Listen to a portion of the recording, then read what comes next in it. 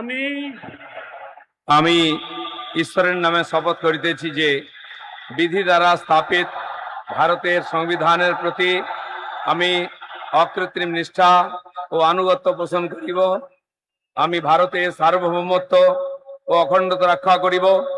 পশ্চিমবঙ্গ রাজ্যের মন্ত্রী রূপে আমার কর্তব্যসমূহ নিষ্ঠাপূর্বক এবং বিবেকসম্মতভাবে নির্বাহ করিব এবং ভয় বা পক্ষপাত প্রীতি বা বিদ্বেষ রহিত হইয়া সকল শ্রেণীর জনগণের প্রতি সংবিধান ও বিধি অনুসারে ন্যায়াচরণ করিব।